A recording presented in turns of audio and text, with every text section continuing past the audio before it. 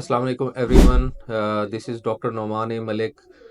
मैं एक fellowship trained qualified sports and orthopaedic surgeon हूँ और एनफील्ड रॉयल क्लिनिक्स में काफ़ी अरसे से काम कर रहा हूँ। मेरी एक्सपर्टीज़ में मिनिमली इन्वेसिव शोल्डर और नी के प्रोसीजर हैं जिन्हें की होल सर्जरीज़ या आर्थ्रोस्कोपीज़ कहते हैं।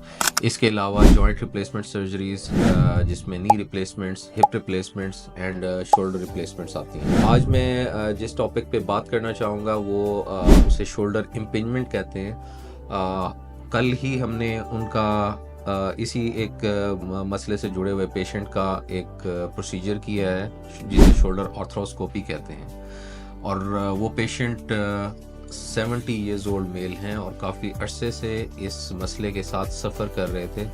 उन्होंने हर चीज़ ट्राई कर ली थी, इंजेक्शंस भी लग गए थे, लेकिन कोई चीज़ वर्क नहीं कर रही थी। तो अल्टीमेटली हमें उनका जो है ना वो की होल प्रोसीजर करना पड़ा, जिससे हमने उनकी वो स्पेस जो है उसको डीकम्प्रेस कर दिया है। होता ये है कि इस इशू में शोल्डर की जो बोन होती है, बोन के नीचे हमारे अंदरूनी पट्टे होते हैं जिन्हें रोटेटर कफ मसल्स कहते हैं। रोटेटर कफ मसल्स आपके इस ह्यूमरस जो बोन होती है, जो बाजू के साथ ये मूव करती है, इसके ऊपर जाके लगे होते हैं। इन पट्टों का मकसद इस बोन को ऊपर उठाना और इन्हें शोल्डर को स्टेबलाइज करना होता है ड्यूरिंग मूवमेंट्स, ड्यूरिंग हम जब खेल रहे होते हैं या हम कुछ थ्रो करते हैं। ये सारी स्टेबिलिटी के काम जो है ना ये रोटेटर कफ मसल्स करते हैं।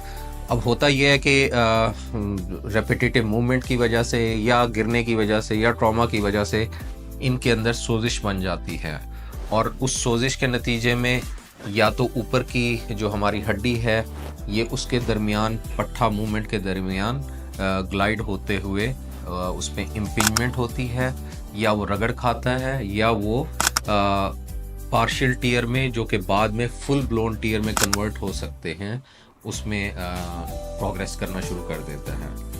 तो इसका तरीका इलाज शुरू में तो सिंपल मेडिकेशंस और कुछ दवाओं से होता है, लेकिन लेटर ऑन इसमें हम कुछ दवा जो होती है वो इंजेक्शन के थ्रू इंजेक्ट भी करते हैं। लेकिन अगर वो भी फेल हो जाए तो अल्टीमेटली हमारे पास जो ऑप्शन होता है वो सर्जिकल डीकम्प्रेशन या ऑर्थोस्कोपिक सबएक्रोमियल डीकम्प्रेशन जिसे कहते हैं वो होता है। तो इस पेशेंट को जो हमने कल सर्जरी परफॉर्म की है, इनके रिजल्ट्स भी हम आपके साथ रिसेंटली वेरी सून शेयर करेंगे इंशाल्लाह। Stay tuned. Thank you very much.